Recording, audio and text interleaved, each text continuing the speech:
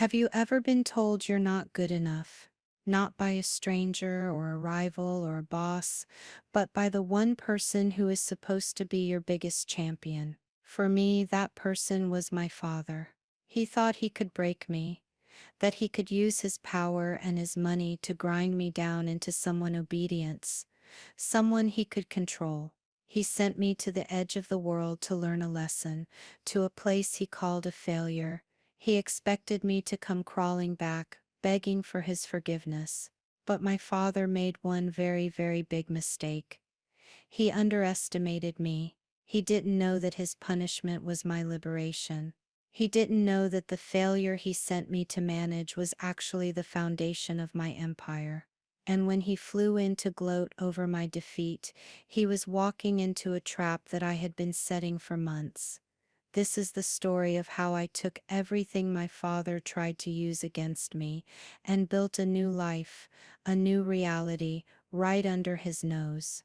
And trust me, you're going to want to hear how it ends. The cold in Prospects and Alaska is a living thing. It's not like the bitter, damp cold of a New York winter that seeps into your bones from the pavement. This cold is ancient and clean. It has weight.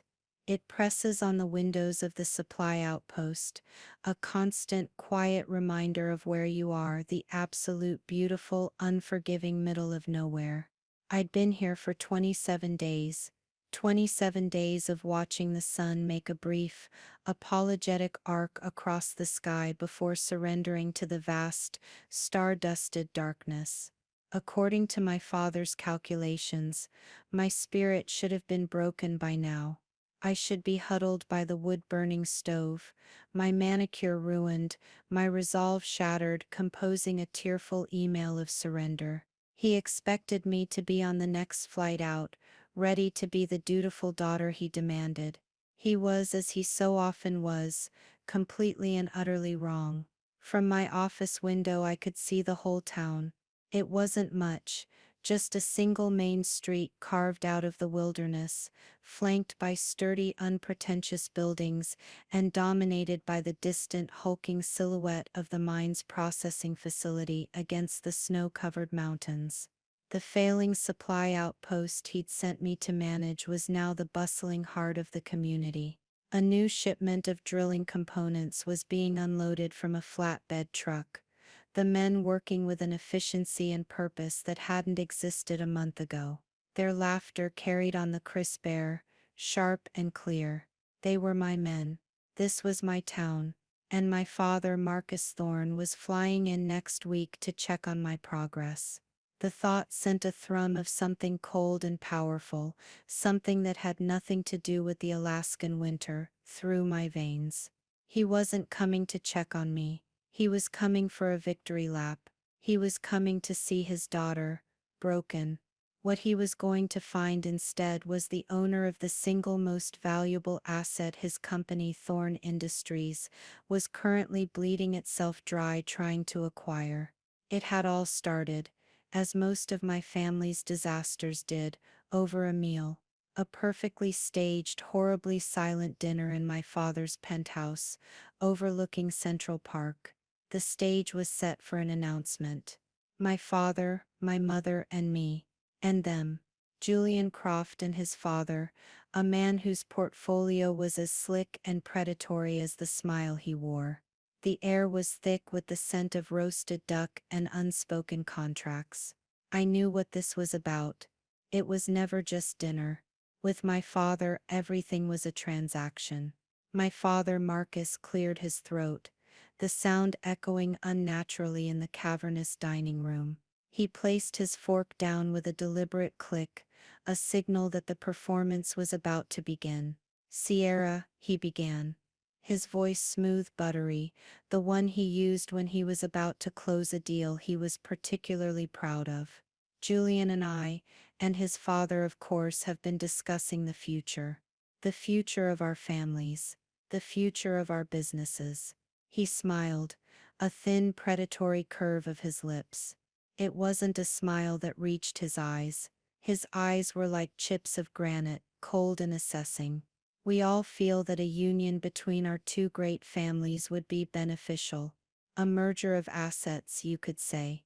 Julian Croft, a man whose personality was as bland as his perfectly tailored suit, gave me a weak, watery smile from across the table. He was a vessel, a placeholder in a corporate strategy. I wasn't a person in this equation, either. I was an asset to be merged. He was offering my hand in marriage as if it were a subsidiary company he was trading for a better market position. The primary target was Croft Sr.'s company, which held exclusive patents on a new, highly efficient silver refining process. Thorne Industries had been trying to develop a competing technology for years and failed. This was his shortcut. I was the toll he was willing to pay. I looked from my father's expectant face to my mother's, who was staring down at her plate, her expression a practiced porcelain mask of serene approval. She was a master of strategic silence. Her job was to smooth the edges of my father's ambition, to make his ruthless decisions seem like elegant, necessary acts of stewardship for the good of the family. I took a sip of water, my hand steady. I let the silence hang in the air, letting it curdle the celebratory mood. No, I said. It was a quiet word, but it landed in the center of the table like a grenade. Julian's smile faltered. His father's eyes narrowed.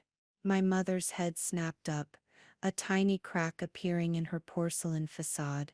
But it was my father's reaction that I was watching.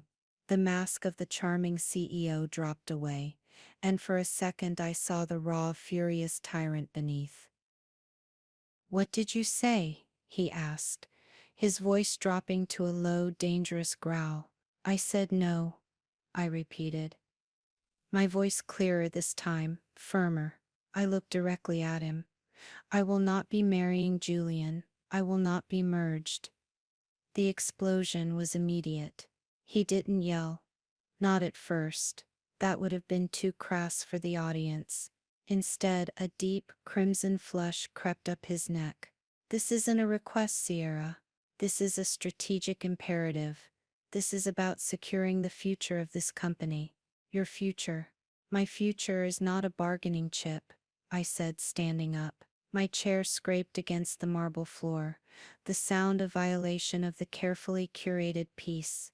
"I have a master's in business administration. I have presented you with 3 different viable strategies to acquire refining technology that don't involve selling your daughter like livestock. You ignored all of them. You are being emotional," he spat, the words dripping with disdain. "You have a degree in theory. I operate in the real world. A world you know nothing about. You've lived a life of privilege, cushioned by my money, my work, my sacrifices." His voice was rising now, the pretense gone. "You think you're so smart, so capable. You're soft. You've never had to fight for anything in your life. You wouldn't last a week without the Thorne name and the Thorne bank account to back you up." I just stood there, absorbing the tirade. It was a familiar speech. I had been hearing variations of it my whole life. My accomplishments were footnotes, my failures were headline news.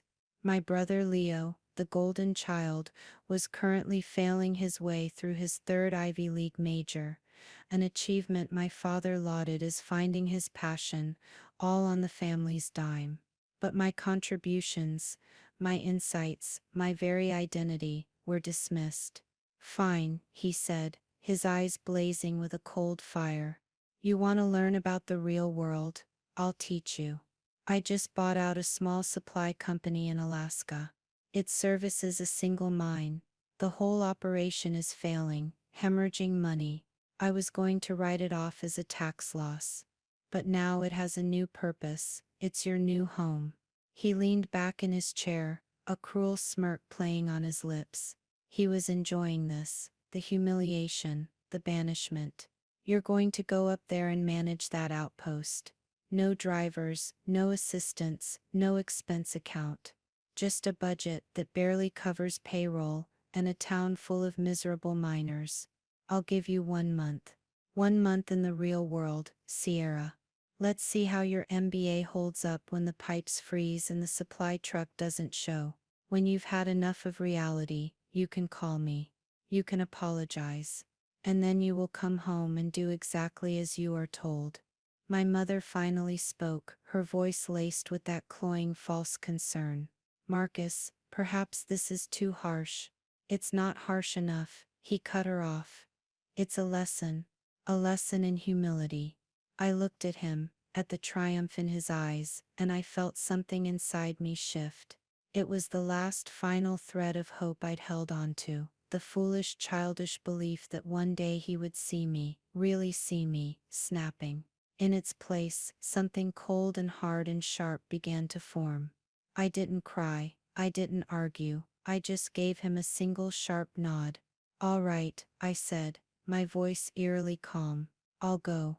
He was so certain he had won. He saw my quiet acceptance as defeat. He had no idea that as I stood there, I was thinking about a little-known entity called Aurora Frontier Holdings LLC, an anonymous company I had formed 8 months ago. An anonymous company that had, 6 months ago, using the entirety of a trust fund left to me by my grandmother, purchased a single supposedly mismanaged silver mine in a remote Alaskan town called Prospect's End.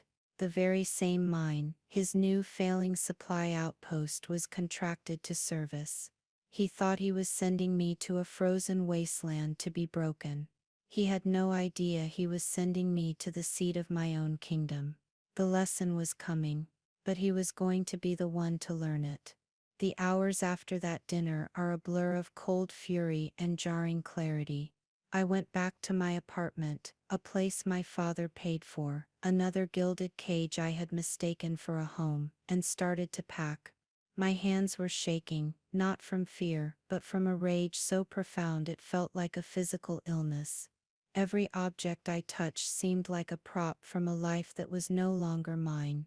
The designer clothes, the expensive art, the first edition books, they were all gifts from him, symbols not of affection, but of ownership. I packed only the essentials, practical clothes, my laptop, and a small worn leather-bound book. It was my grandmother's journal, the only thing in the entire apartment that felt truly mine. My mother called, of course. Her voice was a carefully modulated symphony of disappointment and feigned sympathy. Sierra, darling, you need to think about what you're doing. You've made your father so angry. Remember just holding the phone to my ear, listening to her weave a tapestry of guilt. This is for the good of the family, you know that. The Croft deal is important. Sometimes we have to make sacrifices for the greater good. Whose greater good, Mom? I asked, my voice flat. His, or the family's? Is there even a difference anymore? There was a pause. You're being difficult, Sierra. You've always been intense. Not like your brother. Leo understands the importance of family harmony. I remembered a winter, 2 years ago. The clutch on my beat-up 2004 Honda Civic had finally given out. The repair was $900. $900, $900 we absolutely did not have, or so I was told. I remember sitting at our small kitchen table, my head in my hands, trying to figure out how I could possibly swing it. Julian had sat opposite me, nursing a cup of tea, his face a mask of sympathetic sorrow. He'd put his hand on mine, his touch meant to be comforting. "I'm so sorry, my love," he'd said, his voice a soft murmur. "I feel like a complete failure. If I could just sell one piece, just one." He trailed off, the master of the unspoken guilt trip. I'd ended up taking the bus for 3 months, a 2-hour commute, each way to my diner job, getting up at 4 in the morning to make it on time. The very next week, Julian came home with a small, wooden box. Inside were 3 tubes of paint. "Lapis lazuli," he'd breathed, his eyes wide with reverence. "It's ground from the real stone, just like the Renaissance masters used. The color it's divine. I had to have it." He told me a fellow artist had given him a deal. The deal had cost $450. I knew because I saw the receipt he'd carelessly left in his coat pocket. At the time, I'd swallowed my resentment, telling myself it was an investment in his art. Now, I saw it for what it was. He'd watched me trudge out in the snow to wait for a bus, all so he could play at being a Renaissance master with his $50 million trust fund. Another memory surfaced, sharper this time. A fight we'd had about his family. I'd asked him why he never talked to them, why he wouldn't even consider asking them for a small loan to tide us over. His reaction had been volcanic. He'd started pacing the room, a wounded animal. "You don't understand, Diane," he'd yelled, his voice cracking with feigned emotion. "They're poison. My father, he's a man who only understands balance sheets. My mother, she only cares about appearances. They wanted me to be a banker, a corporate drone. They told me my art was a pathetic little hobby. They cut me off, Diane, completely, because I chose this. I chose authenticity. I chose you." He had pulled me into an embrace, burying his face in my hair. "You're my real family," he'd whispered. "You're the only one who ever believed in me." I had held him, feeling a surge of protective love. I was his rescuer, his sanctuary from a cold, unfeeling world. What a fool I was. I hadn't been his sanctuary. I had been his alibi. The perfect, working-class prop to make his story of rebellion and artistic integrity believable. The final memory that broke me was from just a few months ago. I had been offered a management position at the diner. It meant more responsibility, a small but significant raise, and most importantly, regular hours. No more late-night data entry shifts. I came home bursting with the news, imagining us having dinner together at a normal hour for the first time in years. Julian's reaction was tepid. He'd smiled, a tight, forced little smile. "That's great, darling. Really." He'd swirled the wine in his glass. "But you love being on the floor, don't you? The energy, the people. It's what keeps you grounded. I worry a management role, all that bureaucracy, might stifle your spirit." He was talking about my spirit, but he meant his wallet. My grounded job was the bedrock of his fantasy life. A promotion for me meant a complication for his narrative. I had turned down the job. I told my boss I wasn't ready for the responsibility. I chose to remain his grounded waitress, his provider. Lying in our bed, the bed I paid for, in the apartment I paid for, listening to him hum happily in the kitchen. As he opened an expensive bottle of wine, he called a treat. Something inside me finally snapped. The grief and the shock curdled into something else, something hard and cold and clear. It was a single, crystalline thought. He was not going to get away with this. The years of exhaustion, the sacrificed dreams, the quiet humiliations, they weren't just unfortunate circumstances anymore. They were evidence. They were damages. The pain was no longer a dull ache. It was a weapon, and I was finally going to learn how to use it. It wasn't about revenge, not at first. It was about justice. It was about reclaiming the 5 years of my life that he had stolen, not just financially, but emotionally. He had hollowed me out and used my life as a stage for his play. Now, I was going to burn the theater to the ground. It wasn't about revenge, until suddenly, it was. The next morning, I called in sick to both of my jobs, for the first time in 5 years. I told Julian I was feeling unwell and didn't want to be a downer on the day of his big opening. He was so absorbed in his own pre-show jitters that he barely registered it, just patted my head absently and told me to rest. The moment he was out the door, I was on the phone with my best friend, Sonia. Sonia was a paralegal at a downtown law firm, a sharp, no-nonsense woman who had always been skeptical of Julian. She'd never said it outright, but I could see it in her eyes every time she saw how tired I was, every time I had to cancel plans because I had to work. I asked her to meet me for coffee. An hour later, we were sitting in a quiet booth at the back of a small cafe. I pushed a manila envelope across the table towards her. Inside were photocopies of the most damning pages from the ledger. She opened it, her brow furrowed in confusion. I watched her scan the pages. Her eyes widened. She looked from the papers to my face and back again. "Diane, what is this?" I looked at the building my father had described as failing, but looked fine. A little weathered, sure, but solid. The inside was a different story. It was a chaotic mess of disorganized shelves, overflowing bins of paperwork, and a thick layer of dust over everything. The air was stale and smelled of defeat.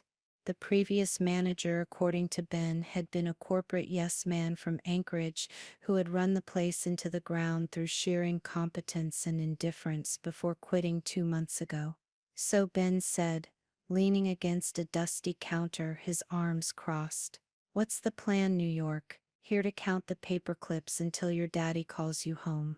The question was laced with a cynical, weary contempt. He'd seen people like me before, corporate tourists on a poverty safari. I looked around the dusty, neglected space. I saw the potential beneath the grime. I saw the logistical flowchart in my mind, the pathways to efficiency, the opportunities for growth. And then I looked at Ben Carter, a man who clearly loved this town and hated what was happening to it. I knew in that moment that I couldn't do this alone. I needed an ally, and I decided to take the biggest gamble of my life. The plan, Mr. Carter, I said, meeting his skeptical gaze without flinching, is to turn this town around, and I'd like your help. But first, there's something you need to know. I pulled my laptop from my bag, opened it, and navigated to a folder protected by 3 layers of encryption. I turned the screen towards him. On it was the incorporation document for Aurora Frontier Holdings LLC, and below it, the final notarized deed of sale for the Black Creek Silver Mine. And at the bottom, under the title of sole proprietor, was my name, Sierra Thorne. It was in that moment, watching the dawning realization on Ben Carter's face, that the first tendril of a new feeling began to uncurl inside me. It felt warm and sharp, and it tasted like justice. It was then that I thought, maybe this is a little bit about revenge after all. Ben Carter stared at the laptop screen for a full minute, his expression unreadable. The only sound in the dusty outpost was the hum of the old computer and the ticking of a wall clock that was 10 minutes slow. He looked from the screen to my face and back again. His pale blue eyes, which had been so full of weary cynicism, were now sharp with a mixture of shock and intense scrutiny. He was re-evaluating everything. The girl from New York, the soft city kid sent here as a joke, was the anonymous, ghost-like entity who had bought the entire town's reason for being. I'll be damned, he finally breathed out, the words a soft puff of condensation in the cold air. He ran a hand over his grizzled jaw. Aurora Frontier Holdings. We've been trying to figure out who you people were for months. The lawyers are a brick wall. All anyone knew was the money was good and the checks cleared on time. He looked at me again, properly this time. Not as a problem to be endured, but as a puzzle to be solved. Your father, he did this?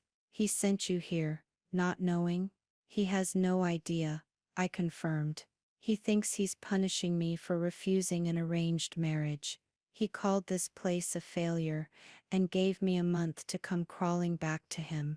A slow smile spread across Ben's weathered face, crinkling the corners of his eyes.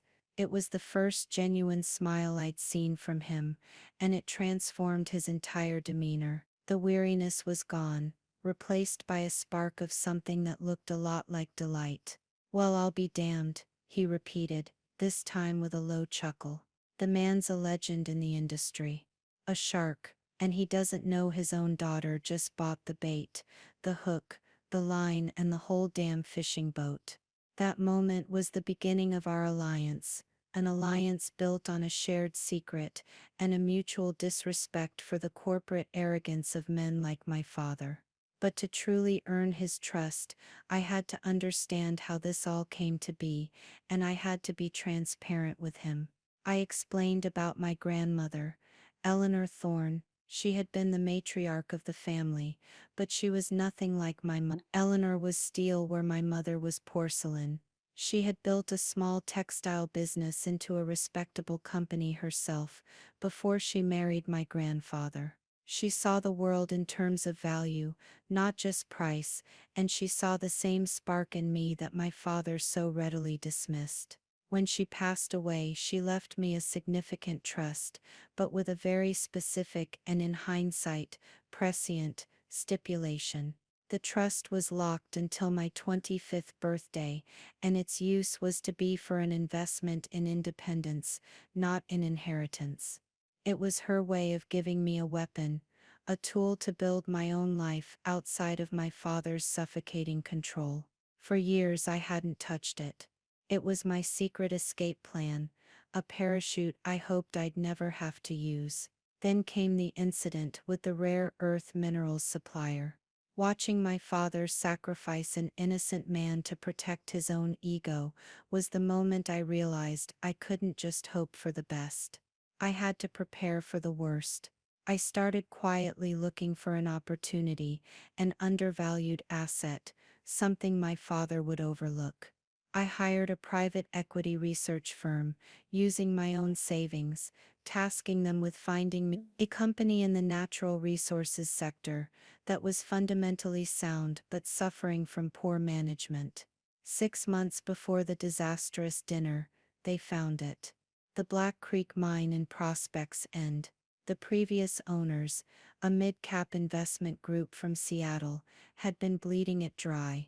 They'd cut corners on maintenance, squeezed the miners on pay and benefits, and ignored the geologists who insisted there were untapped veins of high-purity ore. The company was a mess on paper, a perfect tax write-off for my father, but a diamond in the rough for someone willing to invest. The land was rich, incredibly rich. It was a long-term play, a strategic acquisition, and the most beautiful part. It was so small, so remote, so seemingly insignificant, that it would never appear on my father's radar. It was the perfect hiding place for my rebellion. Using my grandmother's trust, I formed Aurora Frontier Holdings, a name inspired by the northern lights I'd only ever seen in pictures. I set it up through a law firm in Delaware that specialized in corporate anonymity. It was a fortress of NDAs and legal firewalls. Not even the lawyers who processed the transaction knew my name. They dealt only with my financial advisor, a trusted confidant of my grandmother's. When the deal was done, I was the silent, invisible owner of a remote Alaskan silver mine. At the time, I thought of it as a life raft. A place to go if things with my father ever became truly unbearable.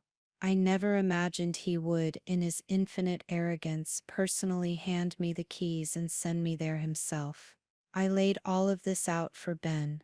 I showed him the financials, the geological surveys I had secretly commissioned before the purchase, everything. I held nothing back. When I was done, the outpost was dark, the only light coming from my laptop screen and the single bare bulb over the counter.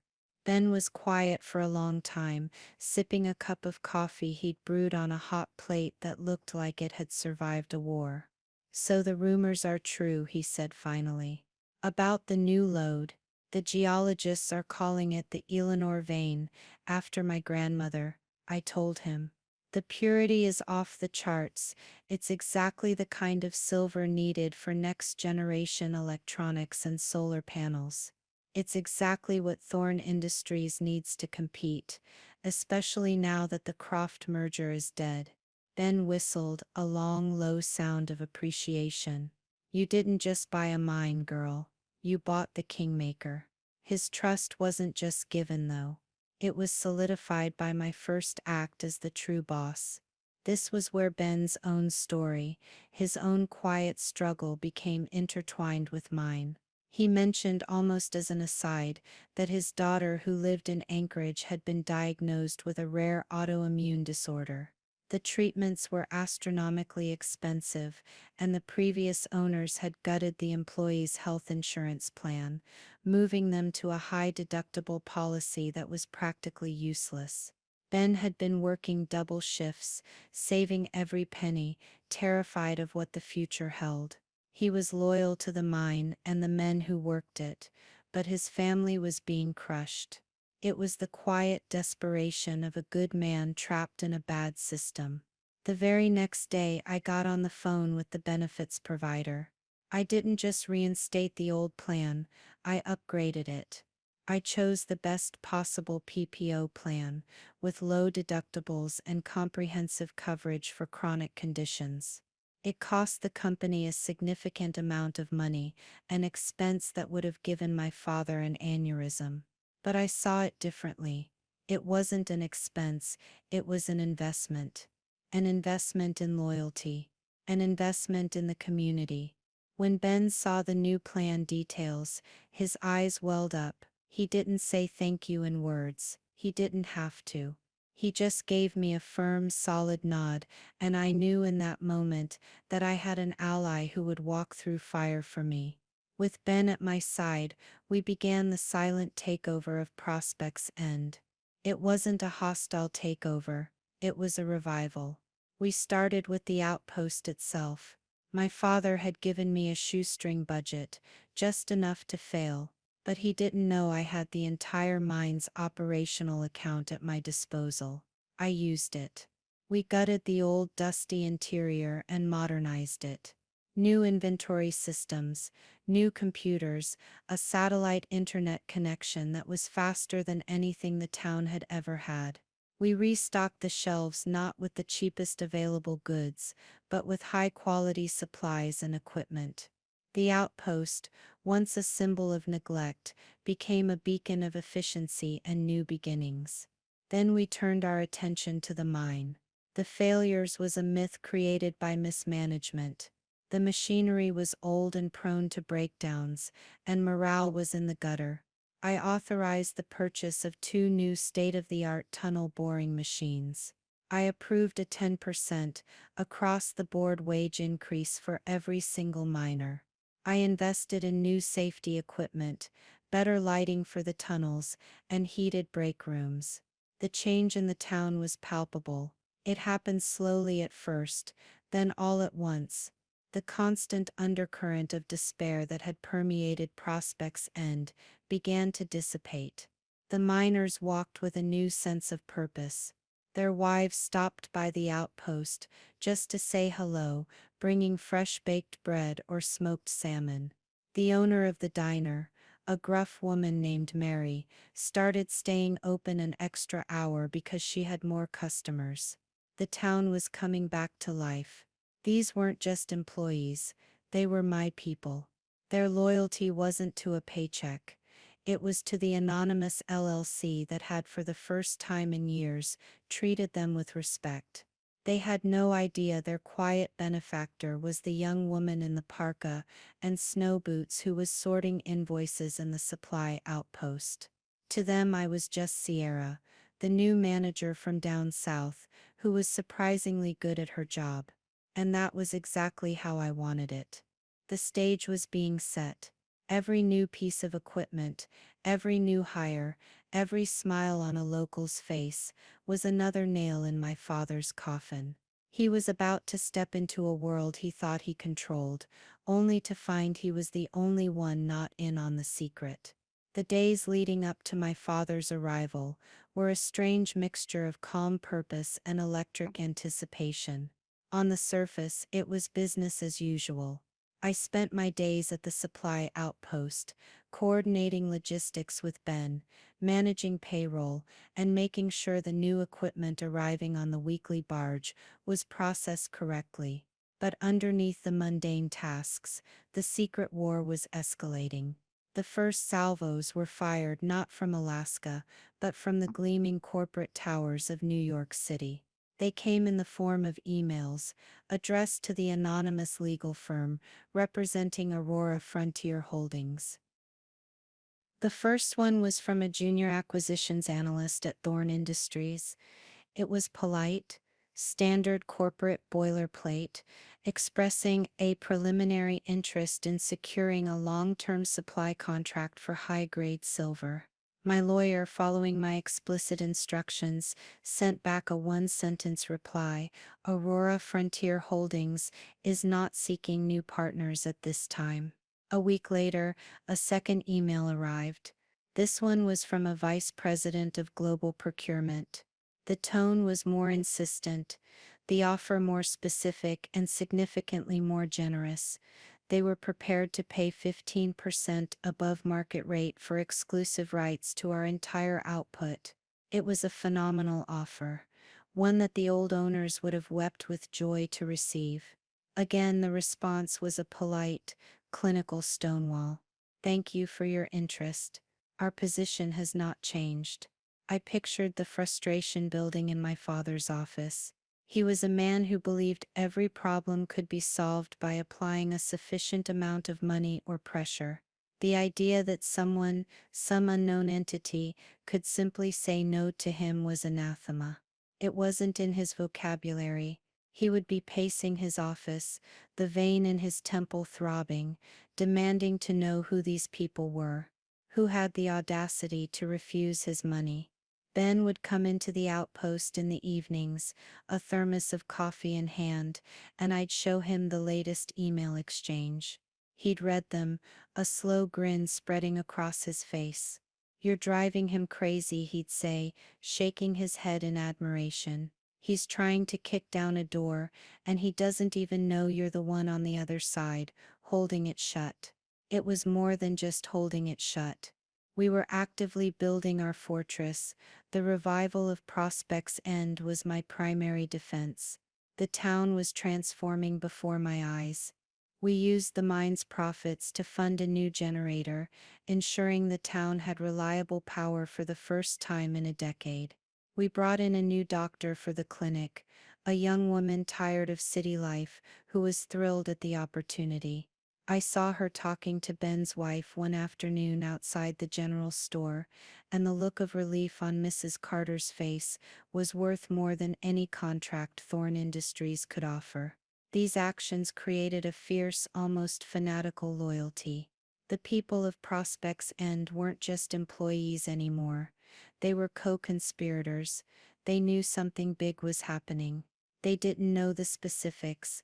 They didn't know about my father, but they knew their mysterious new benefactor was at war with the corporate vultures who had circled their town for years. And they had chosen their side. I became their unofficial mayor, their confidant. I'd have coffee at Mary's diner, and miners would stop by my table, not to complain, but to give me quiet updates on the new vein, their tones hushed and proud, as if they were sharing a secret treasure. The new drills are chewing through that rock like butter, Sierra, one would say. Never seen purity like it.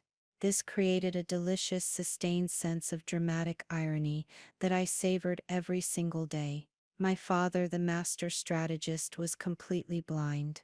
He was trying to buy a treasure from a ghost, while simultaneously lecturing the person who owned the ghost, the treasure, and the map on the importance of hard work.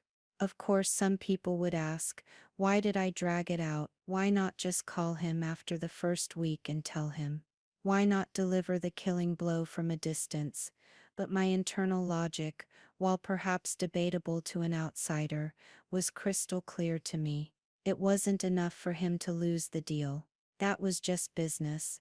He had to lose it in a way that dismantled his entire worldview. He had to come here. He had to see it with his own eyes. He had to stand in the middle of this failure, this monument to his misjudgment, and be forced to ask for help from the daughter he had written off as a soft emotional liability. He didn't just need to be defeated, he needed to be humbled. He had sent me here for a lesson in humility. The irony was too perfect to resist. It wasn't about revenge, until it was. And the revenge I was planning wasn't a fiery explosion, it was a slow, cold, deliberate checkmate. The pressure from New York continued to mount. The emails from Thorn Industries became daily, then hourly. They were desperate. Their stock had taken a hit after news of the failed Croft merger leaked. Their entire next-gen tech division was stalled, waiting for the one material they couldn't source anywhere else in the required purity or volume. They tried everything. They sent private investigators to Delaware to unmask the owners of Aurora Frontier Holdings, but they hit the legal firewall my lawyers had constructed. They were chasing a phantom. Finally, the day I had been waiting for arrived. An email landed in my personal inbox. It was from him. Not from his assistant, not from a VP, but from Marcus Thorne himself. The subject line read, "Your Alaskan vacation." The condescension dripped from every word. "Sierra," it began, "I trust your little adventure in the wilderness has been instructive. I've decided to come and see your progress for myself. I'll be arriving on my jet next Tuesday at noon. I imagine you've had enough of the real world by now. Pack your bags, we'll have a talk, you'll apologize for your outburst, and we can put this unfortunate chapter behind us. It's time to come home." I read the email 3 times, a cold, triumphant smile on my face. He still didn't get it. He was walking into the lion's den, assuming it was a petting zoo, and that he was the zookeeper. I forwarded the email to Ben with a single line, "The shark is on his way." His response came 2 minutes later. "The harpoons are ready, ma'am." The silent takeover was complete. The town was ready. The mine was ready. I was ready. The power had already shifted. He just didn't know it yet. The days between my father's email and his arrival were the final, quiet moments before the storm. The family, or what was left of it, began to crumble under the pressure of my absence. The first call was from my mother. Her voice, usually so smooth and controlled, had a brittle, frantic edge to it. "Sierra, your father is under an immense amount of stress," she began, skipping the pleasantries. "This deal for the silver is causing major problems. The board is getting anxious. He's not himself." I listened, picturing her in the penthouse, surrounded by opulence, her world destabilized by a problem she couldn't solve with a well-hosted dinner party. "I'm sorry to hear that," I said, my voice neutral. "Don't be sorry, be helpful," she snapped, the mask slipping. "Whatever point you think you're making up there in that frozen wasteland, you've made it. It's time to stop this foolishness. Just call him. Apologize. Smooth things over. It's what's best for the family." "Is it?" I asked quietly. "Or is it what's best for his company?" The lines have always been a little blurry, haven't they? There was a sharp intake of breath on the other end of the line. "You have always been so selfish, Sierra, so ungrateful. You have no idea what it takes to maintain this life." "Oh, I think I'm finally beginning to understand," I said, and before she could launch into another tirade of guilt and manipulation, I ended the call. I felt a pang of something, not sadness but a kind of resigned finality. The mother I had wanted, the one who would stand up for me, had never existed. I was mourning a ghost. The next call, a day later, was from my brother Leo. It was even more illuminating. He didn't bother with pretense. He whined. "Sierra, what is going on?" he demanded, his voice petulant. "Dad cut my allowance. He said business is tight because of some deal that went south. My credit card was declined at the club last night. It was mortifying. You have to talk to him. Straighten this out." The sheer, unadulterated entitlement of it almost made me laugh. Leo, the golden child, was finally feeling the mildest of consequences, and his world was ending. He had no concept of the fact that the family's wealth was not an infinite magical spring. He saw it as his birthright. "I'm sorry to hear that, Leo," I said, adopting the same detached tone I'd used with our mother. "Sorry? Don't be sorry, fix it. You're the one who made Dad mad in the first place, with that whole arranged marriage drama. This is your fault," he accused. "You're right, Leo," I said calmly. "It is my fault. I'm the one who upset him, so I guess you'll have to get a job.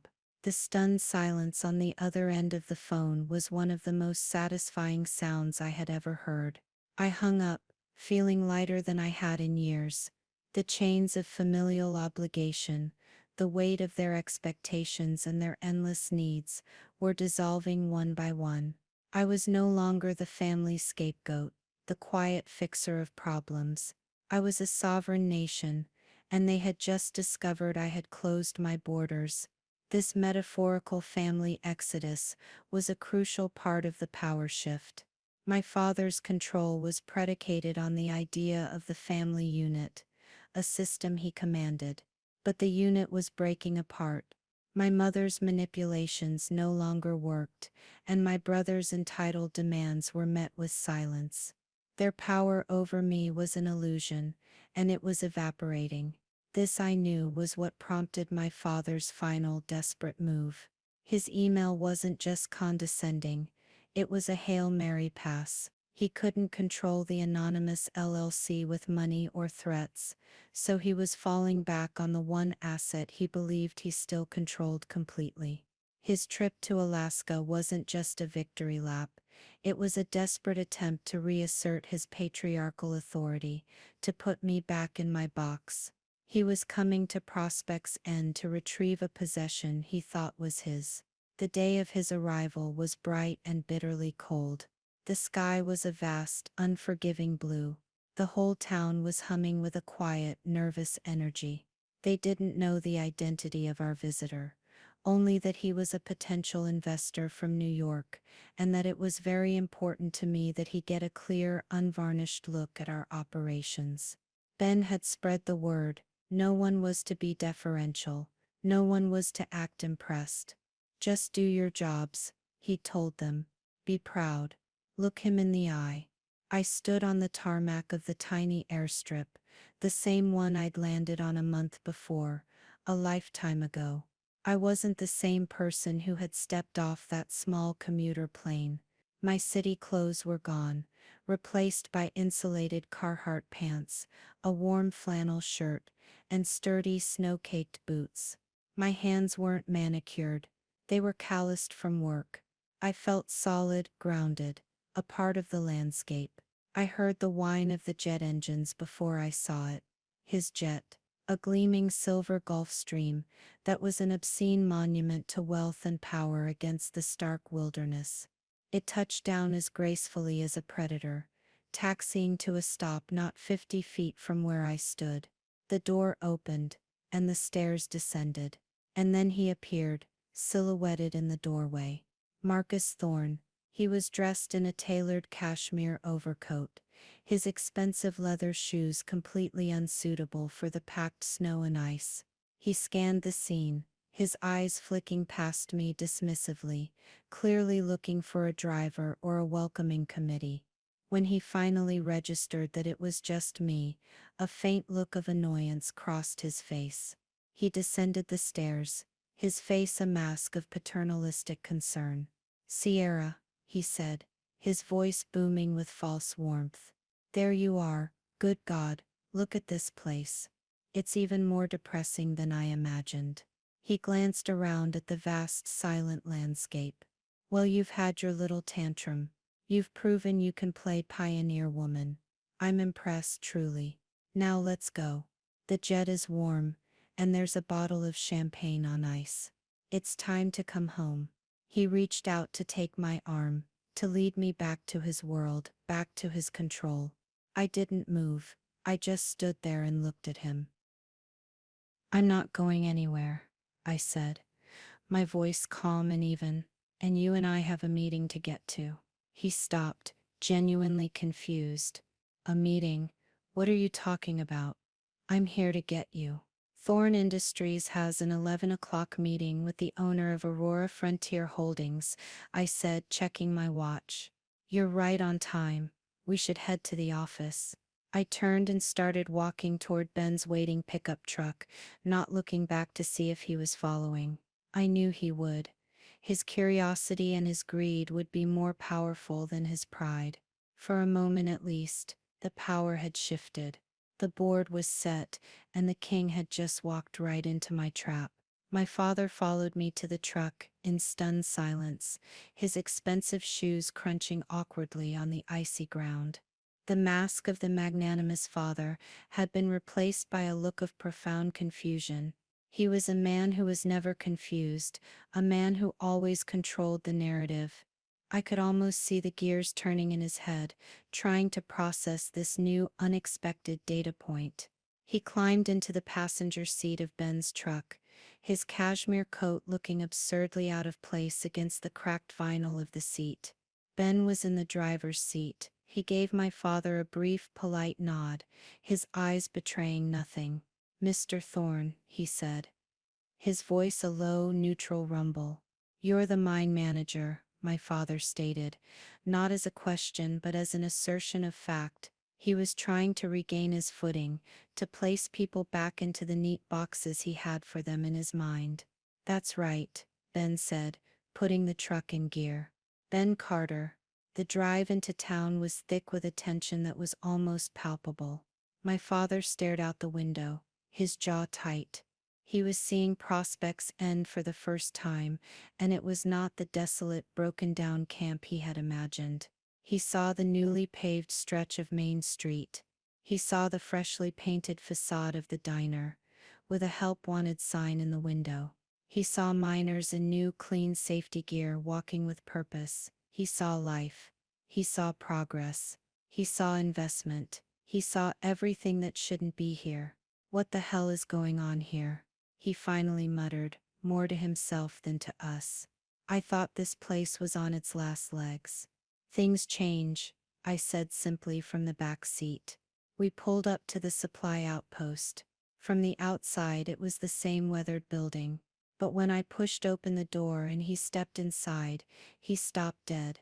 The dusty, chaotic mess was gone. In its place was a clean, modern, and ruthlessly efficient logistics hub. 2 young local women I'd hired and trained were at new computer terminals, tracking inventory. A large digital screen on the wall displayed real-time data from the mine's output. It was a smaller, more rugged version of one of his own company's operation centers. "This is impressive," he admitted, the word tasting like ash in his mouth. He was looking for failure, for squalor. He was finding competence. "My office is this way," I said, leading him down a short hallway to the room that had once been a cluttered storage closet. It was now a proper office, with a solid oak desk, a wall of topographical maps of the mining area, and a chair for visitors. For him, he stood in the middle of the room, looking around, his confusion hardening into suspicion. "All right, Sierra. What is this? What have you done?" "I've been managing the supply outpost, just like you told me to," I said, taking my seat behind the desk. It was his desk, really. A smaller replica of the one in his New York office. Another detail I had arranged. "Please, have a seat. Your meeting is about to begin." He stared at me, his eyes narrowing. "My meeting is with the owner of this mine, some ridiculous ghost company called Aurora Frontier. I'm here to make him an offer. He can't refuse." "Now where is he?" I leaned back in my chair, mirroring a posture I had seen him adopt 1,000 times in boardrooms. I let the silence stretch, savoring the moment. I watched the impatience and arrogance warring, with a dawning, terrifying flicker of understanding in his eyes. "He's not coming," I said softly. "What do you mean he's not coming?" he demanded, his voice rising. "I flew halfway across the world for this meeting. My company is on the line." "I know," I said, "and I do apologize. I suppose you could say she had a change of heart." Right on cue, the office door opened. Ben Carter walked in, holding a leather-bound folder. He didn't look at my father. He looked directly at me. "Ma'am," he said, his voice full of a respect my father had never once shown me. "Here are the preliminary geological reports for the Eleanor vein. The purity estimates are even higher than we thought." He placed the folder on the desk in front of me. The word "ma'am." It was a small thing, a simple courtesy. But in that room, it was a seismic event. It was a declaration of allegiance. It was the sound of a world turning upside down.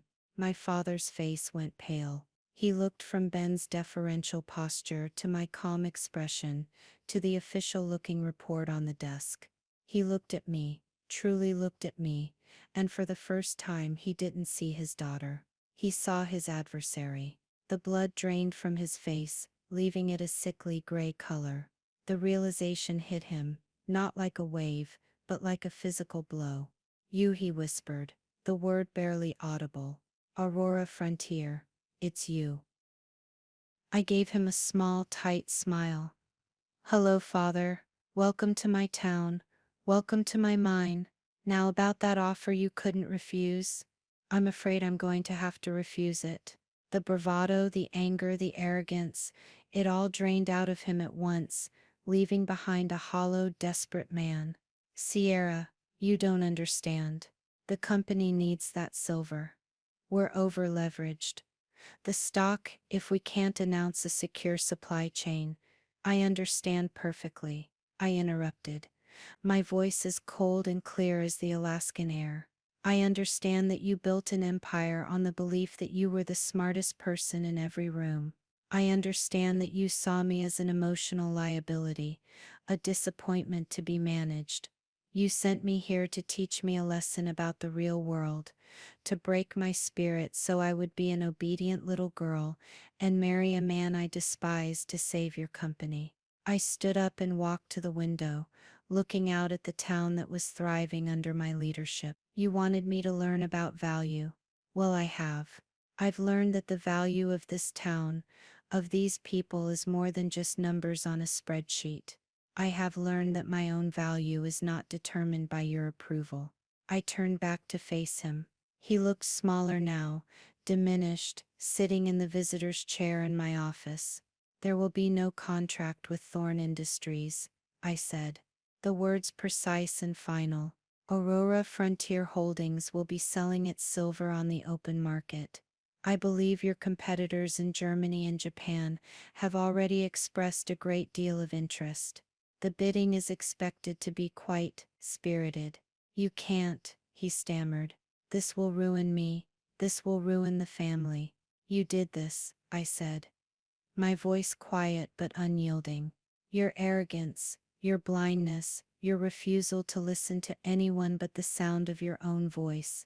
This isn't my revenge, father. This is the consequence of your own actions.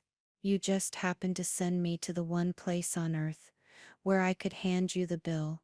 I picked up the geological report from my desk. The lesson is over. You can see yourself out. He just sat there, utterly broken. The great Marcus Thorne, the titan of industry, was a ghost in my office.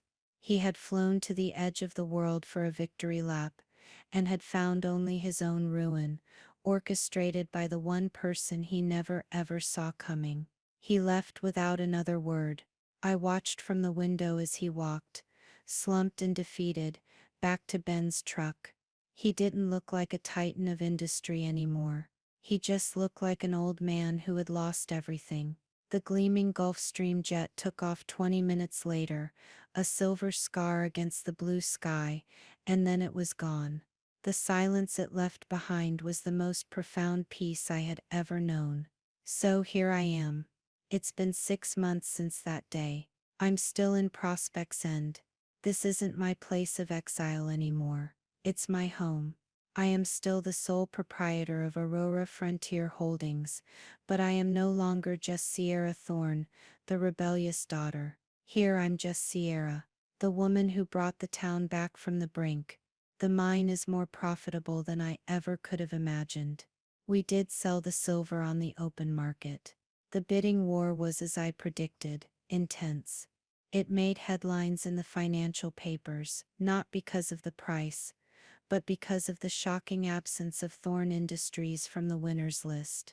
My father's company is still alive, but it's a shadow of its former self.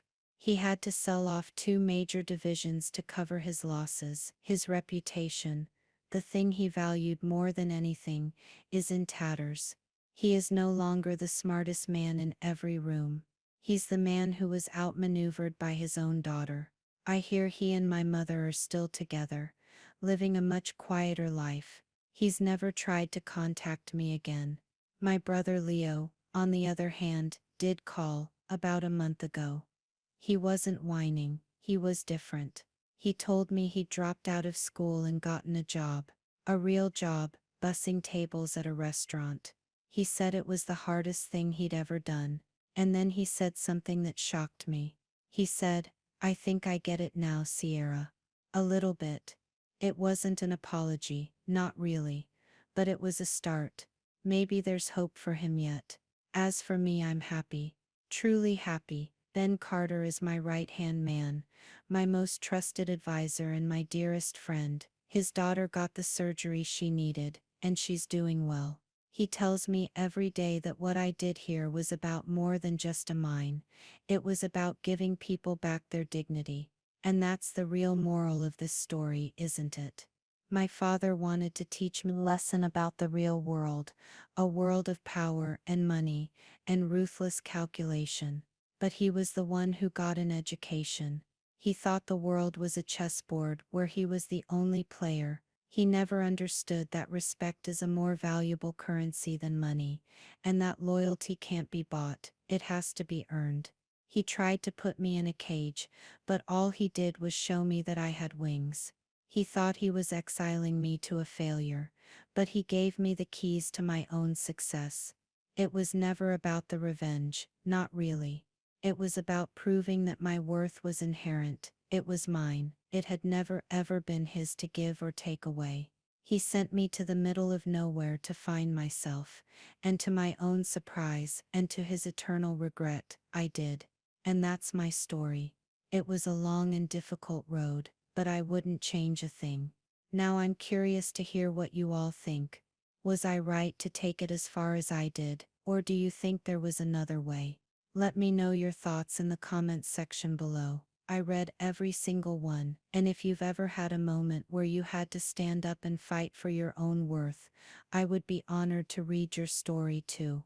If you enjoyed this, please give it a like, and don't forget to subscribe and hit that notification bell so you don't miss the next story. Thank you for listening.